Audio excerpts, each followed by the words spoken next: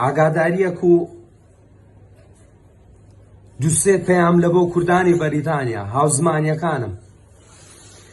20 مانگ کاتژمێر 8 لە بۆ 10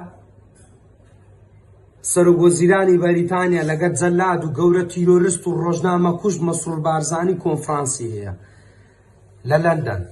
کاتژمێر 8 لە بۆ 10 20 مانگ داوا لە هەموو کوردانی بەریتانیا دەکەم لەو ڕۆژە ئامادە بن. داواتان لێ دەکەم هەموو یەکێک لەو کوردانەی بەریتانیا هەموو ئەو ڕۆژانە بینەوە یادی خۆتان کە بە جەنگەڵەکاندا هاتن، بە ساردی و سەرمایەکانی مەقەدۆنیاتان چێشت، بەلاڕووسیا، جەنگەڵەکانی یۆنان و دەریای ئیجە و دەیان منداڵ و ژن و پیر بۆ خۆراکی دەریای ئیجە. ئەو ڕۆژانەتان لەبیر نەچین، وەرنە سەر شەقام، واز لە نووزەنووز و واز لە لاپتۆپ و واز لە کۆمەڵک شتی دیکە بینن. ڕۆژی ئەوەیە کە ئامادە بن.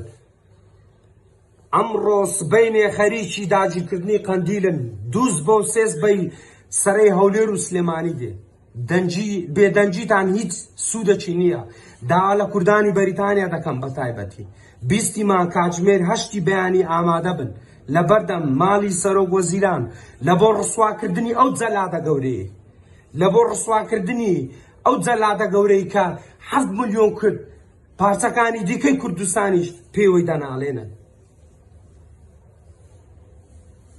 بەیامەکی دیکەم لۆ ئەو کوردانەی کە لە دانیشتوی هەمان بەریتانیان و هاوزمانی منن.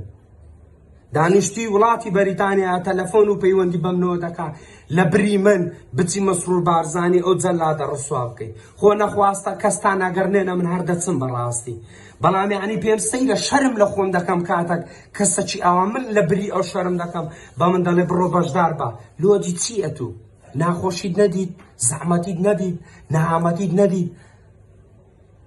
داواتان لێ دەکەم بەشدار بن. هەموو ئەو قەڵەم بەدەستانی دیکەش جارەکی دیکە کە لە بەریتانیا دژی بنە ماڵی بارزانی تاالبانی دەنووسن، بێن ئامادە نەبن هەمووتان لە فەیسبوک و لە ژانی خۆشن دەسڕمەوە. واز لەمە بینن لە مەشتان تێکدا سەرتان لەمە شێواندیە. ئەمە نازانینەنگۆ سەر بەچێنە، سەر بە چ ئەزبەکن، سەر بە چ لایەنەکن، سەر بە چ گروپەکن. وازمان لێ بینن، لێمان تێک مەدەن، باخەریکی شۆڕشی خۆمان بین. ڕاب ئەو شۆڕشەی کە دەستماندایتێ لە ئەوروپای بنەماڵێ کە ئەوروپامان بەگشتی لە بنەماڵەی بارزانی تاالبانی کردیتە جەهەندەم و بەردەوامیش دەبین بە شوێن پێی سەردەش عوسمان و کاوە و ویداد و هەموو ئەوانەی دیکە لە پێناوی کوردستان و ئازادی جانیان بەخشی. هەتا ئەو شوێنەی بەردەوام دەبین کە هەناسەی تێدا دەدەین.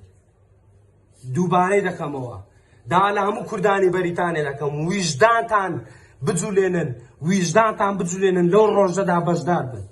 پێویستە زۆرترین کورد لەو ڕۆژە بەشدار بی لۆ ڕسواکردنی ئەو جەلادە گەورەیەی.